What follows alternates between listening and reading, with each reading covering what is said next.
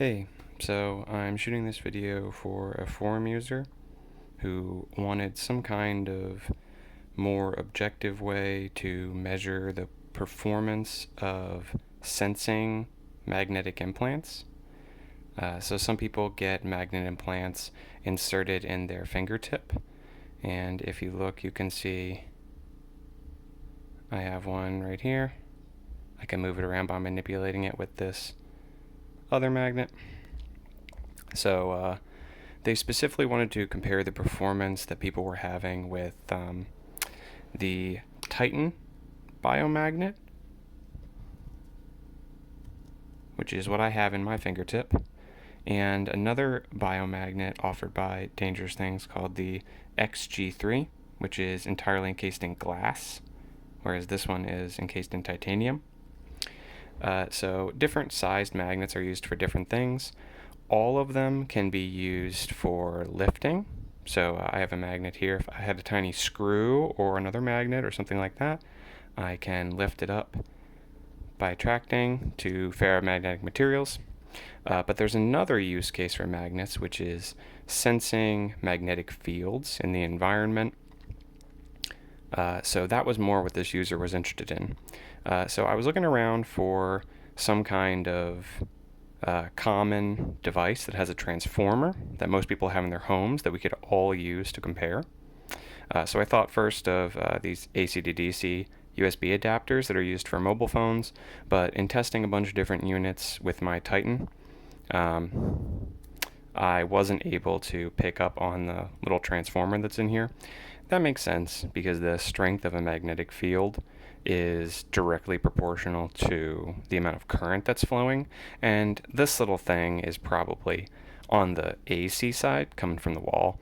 It's probably only pulling like 100 milliamps or less, so it's really difficult to detect a current flow that's that small.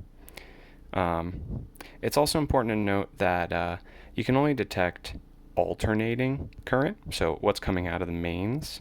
You can't detect a consistent flow of current, which is what DC is. You need that fluctuation because your body picks up on the changes, but if there's a constant pull, you're not going to notice it. So another device that a lot of people have in their house is an AC to DC adapter for a laptop. So you can see this one is 120 volt, and it's going to be pulling maybe in this use case where I'm using a laptop, it's going to be pulling like 1 amp maybe. So that's about the range where you can start detecting. So there is a transformer in here, and I can locate it by using a magnet. If you wanted to find the exact spot where the transformer is, it's made of a ferromagnetic material, so you can detect it with a magnet. Now, if you're feeling around with a magnet, you might find other spots where there's attraction, and that's because there's screws and things holding the case together. But at a certain point, I get to an area of uniform magnetic attraction. So this whole region right here is where the transformer is. So when I have this plugged into the laptop and there's current flowing through it, I'll be able to detect a light vibration coming from this area. So let me plug my laptop in. And now that there's power flowing, I can detect a little vibration, like a light tickle. So if I wanted to measure the distance that that vibration can be detected, first off, I need to make sure that the magnet is oriented with one of the poles facing directly in line with the back of the transformer. If I turn it, I'm going to get erroneous results. So for this, I'm going to hold my finger up and bring it down, and I can detect something from about right there, which is probably about 8 millimeters away. But the difficulty with this type of measurement is not everybody has the same device that I do, and Depending on how I'm using this device, there's different amounts of current flowing. So like if I have something really processor intensive happening, or the battery is really low on my laptop, I'm going to be able to detect this from farther away because there's more current flowing. So as much as we would like to have some objective way of measuring magnetic sensing, it's just inherently a subjective sensation. Everyone's fingers are different. All the devices we use are different. So we might be able to get some form of standardization, but we're really not going to get reproducible results. I have had an XG3 V1 implanted, but for me it was actually implanted in my tragus, the little nub next to your ear, because I wanted to use it for hearing sounds that were played from a speaker that didn't have a diaphragm. So I haven't actually had a representative sample of the sensing with that, but I'm hoping that other people can report their findings on how sensing with the XG3 really is. But obviously the Titan is intended for sensing. So it is much lighter. It's easier for the magnetic field to vibrate it.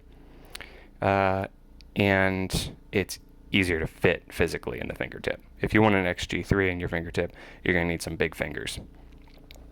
But I have some ferrofluid right here. Now, I paid the price for dealing with this ferrofluid. I got it everywhere. It's a mess. But when I put this on top of the transformer where current is flowing, there's really no difference in its behavior. If you're familiar with ferrofluid, you might be familiar with the way that it reacts to large magnets. Now this works best with a magnet, which is basically a DC magnetic field, but there should be some disturbance on the surface if it's near a pretty strong alternating field.